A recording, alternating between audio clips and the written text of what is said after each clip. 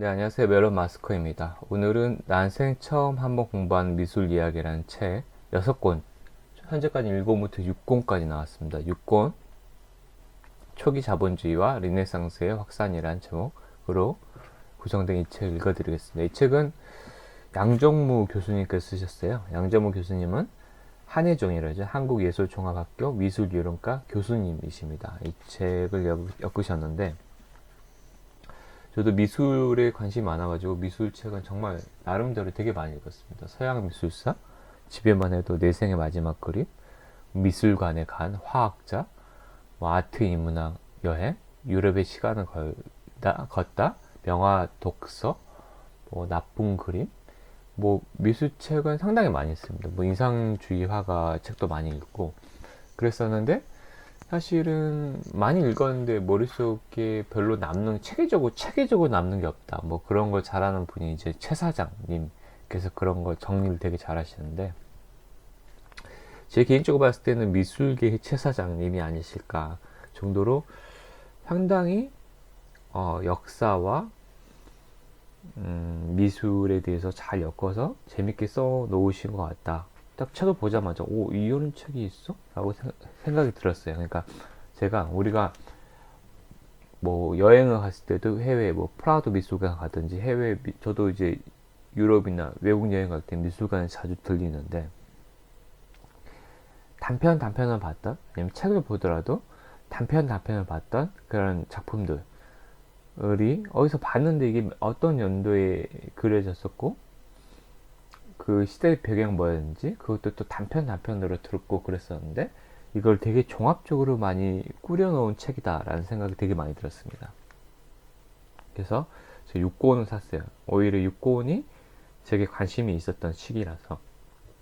왜냐하면 1권부터 현재까지 6권까지 제목을 보면, 1권은 원시 이집트 메소포타미아 문명과 미술, 2번은 그리스 로마 문명과 미술, 3권은 초기 기독교 문명과 미술, 4권은 중세 문명과 미술, 5권은 이탈리아 르네상스 문명과 미술, 6권은 초기 자본주의와 르네상스의 확산.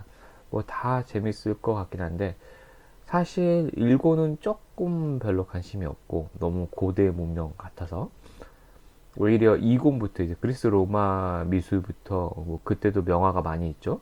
되게 유명해지고, 그 다음 중세 시대는 사실은 문맹자, 글을 모르는 사람들 많기 때문에 사실은 성스러운 성화를 통해서 문맹자들이 그걸로 인해서 이콘 하지 말라고 그러지만 이콘이 발달할 수밖에 없는 게, 어떤 명화나 어떤 그 성상 이런 게 발달할 수밖에 없는 게, 글을 모르니까 성서를 읽을 수가 없으니까 사람들이 어떤 그림이나 어떤 형상을 통해서 성스러움을 느끼는 거죠. 그래서 양식이 되게 발달했던 것도, 고딕 양식이라는 게 발달했던 것도 실은 뭐 교황이나 황제의 권위를 이제 치세우는 그런 것도 있지만, 실은 그런 어떤 글을 잘 모르는 사람들한테 그 기독교의 권위를 세우기 위한 용도로도 사실은 사용된 걸로 저는 알고 있습니다. 일단은 그래서 뭐 한번 읽어드리면, 6권은 사실은 챕터를 보면 3개의 챕터로 구성되어 있습니다. 첫 번째는 플랑드르 미술, 제목은 부제는 시장이 미술을 바꾸다 라는 제목이고, 두 번째 챕터는 북유럽 르네상스, 부제는 새로움 넘어 더 넓은 세계로, 세 번째 챕터는 베네치아 미술, 부제는 또 하나의 르네상스라는 제목으로 3개의 챕터로 구성되어 있음에도 불구하고 두께는 어마어마합니다. 584페이지고, 물론 이제 중간중간에 그림이 당연히 미술책이기 때문에 삽입이 컬러로 많이 되어 있기 때문에 좀 재밌게 읽히는 것 같아요. 그래서 오디오북의 한계가 그림을 좀 못 보여드리기 때문에 좀 그게 아쉽지만, 그럼에도 불구하고 1장 시장의 미술을 바꾸자 플랑드르 미술에 대해서 좀 오늘은 읽어드리도록 하겠습니다. 1장이 일부입니다.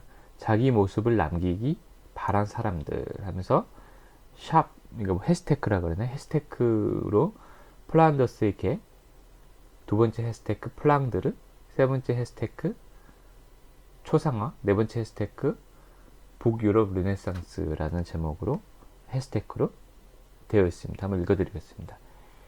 이번 강의는 이탈리아에서 꼽힌 르네상스 미술이 알프스 넘어 유럽에서는 어떻게 펼쳐지는지 살펴보려 합니다. 질문으로 시작해 볼까요? 혹시 플란더스의 기회라는 동화 들어보셨나요?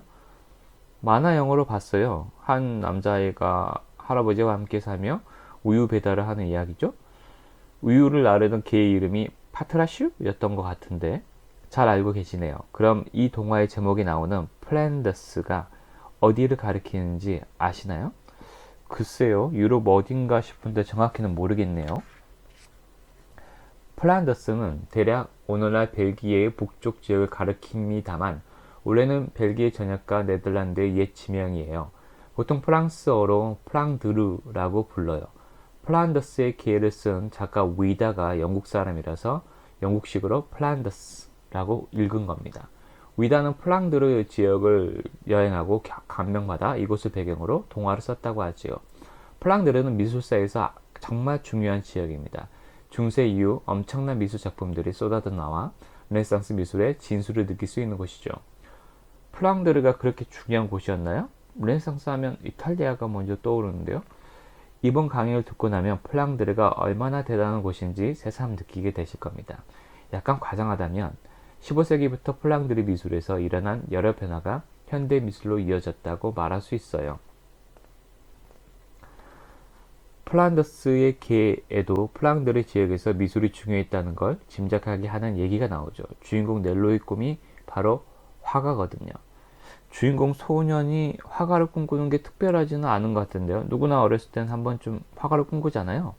맞아요. 소년이 화가를 꿈꾸는 게 그리 특이한 일은 아니긴 해요. 하지만 넬로는 우유 배달로 어렵게 생계를 꾸려나가면서도 틈틈이 그림을 그리며 화가라는 꿈을 키워갔어요. 왠지 간절함이 느껴지지 않나요? 플란더스기의 마지막 장면에서 추위와 굶주림으로 죽어가던 렐로는 평소에 꼭 보고 싶었던 그림이 있는 성당으로 향해요. 이 그림이 오늘날에도 안트베르펜의 성모 마리아 대성당에 있습니다. 넬로는 정말 화가가 되고 싶어 했군요. 동화 속에 등장하는 작품이 실제로 있다니 재밌네요. 네, 동화의 무대가 된 안트베르펜은 플랑드르를 대표하는 도시예요. 그리고 넬로가 그토록 보고 싶어 했던 그림은 17세기 화가 루벤스가 그린 십자가에서 내려지는 그리스도입니다. 루벤스뿐만 아니라 빛의 미술가라 불리는 렘브란트와 진주 귀걸이를 한 소녀라는 그림으로 유명한 베르메르처럼 미술사에서 빛나는 화가들이 모두 17세기 플랑드르에서 활동했어요. 잘 알려진 19세기 화가 빈센트 반 고흐도 이 지역 출신이고요. 플랑드르 지명은 낯설지만 말씀하신 화가들 이름은 꽤 친숙해요. 이렇게 유명한 화가를 여러 배출한 플랑드르에 직접 가보시면 이곳에서는 정말 미술이 삶의 중심이라는 걸 체감하실 수 있을 겁니다. 예를 들어 안트베르벤 거리 곳곳에 화가 동상이 서 있어요. 도로 이름에서 또 화가 이름을 찾아볼 수 있고요. 그만큼 이 지역에서는 쟁쟁한 화가들이 많이 태어났고 사회적으로도 화가들이 업적을 충분히 인정하면서 이들을 도시를 대표하는 위인으로 삼았어요. 우리나라로 치면 서울 광화문 광장에 김홍도 동상도 서 있는 셈이에요. 이처럼 미술을 중시하는 전통은 오랫동안 예술적 기반이 축적되었기에 가능한 일이었어요. 그런 얘기를 들으니 프랑드르 미술에 대해 더 궁금해지는데요. 프랑드르 지역에서는 왜 그리 미술이 발달하게 되었나요? 북해 교육의 중심 플랑드르. 이 질문에 답하려면 중세부터 플랑드르가 처한 상황을 우선 살펴봐야 합니다. 이탈리아의 경우 지중해로 둘러싸인 이 점을 이용해 지중해 무역을 주도했죠. 마찬가지로 플랑드르 지역의 도시들도 중세 때부터 무역을 통해 부를 쌓았습니다. 다음 페이지 오른쪽 지도를 보세요. 지도가 안 보이시죠? 플랑드르는 해안선이 북해를 면해 있습니다. 그런데 북해는 플랑드르뿐만 아니라 영국, 독일, 스웨덴으로 둘러싸여 있어요. 더 멀리는 스칸디나비아 반도, 러시아, 스페인, 베네치아를 넘어 아시아와도 연결되는 바닷길의 교통 요지라고 할 수 있습니다. 다음 페이지 왼쪽 지도에 보이는 대로 14세기 동일 북쪽에서는 100여 개의 도시들이 한자 동맹을 맺고 있었습니다. 한자는 길드 같은 상인 조합을 뜻해요. 유럽 상인들이 국가나 황제의 통치를 받지 않은 네트워크를 형성해 이익 극대화를 도모한 상업 공동체였죠. 한자 동맹의 도시들이 큰 상단을 꾸려 무역에 나설 때 북해 주변국으로 가는 길목이자 스페인과 이탈리아에 이르는 중요한 남쪽 교두보가 바로 프랑드르였습니다. 그런데 지도를 보면 이탈리아에서 프랑드르까지 멀리 바다로 돌아가네요. 육로를 놔두고 삥 둘러가는 게 이해가 잘 안 됩니다.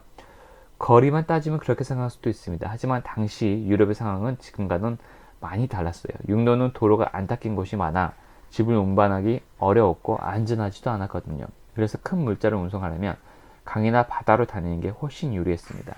더구나 유럽 대륙 항복판에는 거대한 장애물이 있어서 왕래가 어려웠어요. 네, 오늘은 여기까지 읽어드리고 다음 편도 좀 기대해 주시기 바랍니다. 플랑드르가 엄청나죠? 아까 방고우도 나왔고 메르메르, 진주 목걸이를 한 소녀도 있었고, 그 다음에 아까 루벤스 그림 한번 찾아보세요.